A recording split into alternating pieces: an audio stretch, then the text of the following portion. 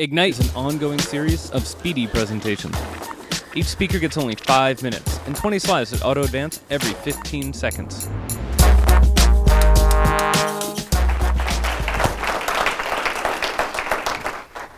Losing is for winners. You may ask yourself, isn't that an oxymoron? What does he mean by that?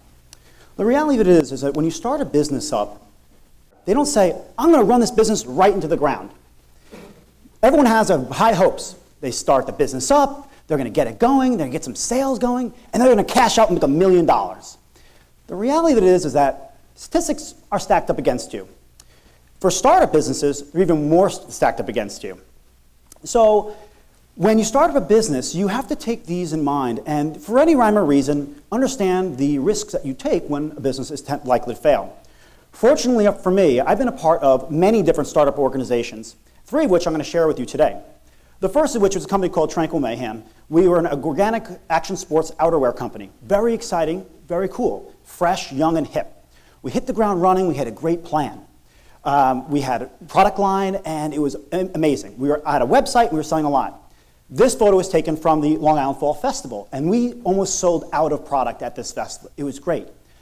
But shortly after the festival, things were floundering. We weren't getting sales. Retailers weren't ordering from us. And we got punched in the face and knocked out. So with that, we said, you know what, guys, we put a lot of money, a lot of effort into this. It's time to call it a day.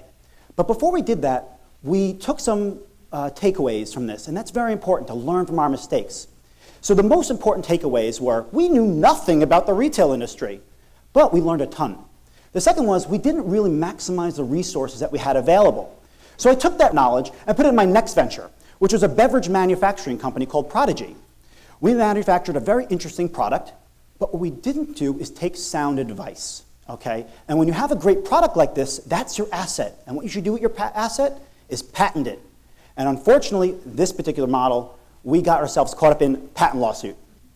And if for any of the attorneys in the room, patent lawsuits cost a tremendous amount of money.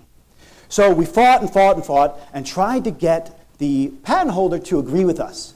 But long story short, we lost all of our money. We ran out of capital and said, that's it, guys, great run. Sorry to say we have to close up shop. But nevertheless, there were lessons learned here, okay? And that's what's most important. We had great platform, great marketing, but what happened here? We didn't take sound advice, and we didn't protect our asset with patents.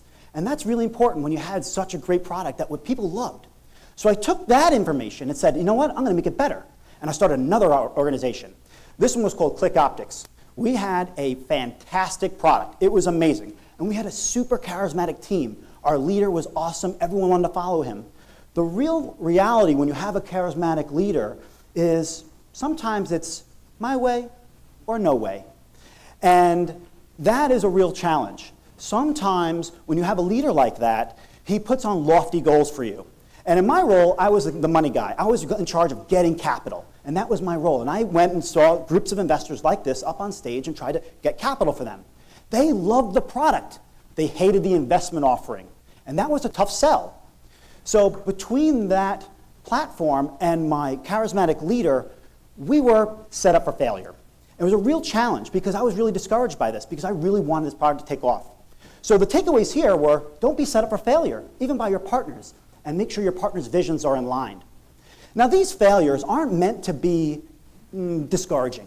Matter of fact, I'm supposed to encourage you here to learn from my mistakes and not give up. That's the most important thing here. Even though I lost money, time, energy, and all of these ventures that I was a part of, I gained something that I could never learn in the classroom, in my college, in the textbook. I learned all of the experiences that one needs to live. And one needs to say, I lived that and I learned from it. I take it to the next operation, okay? And that is what losing is for winners is all about.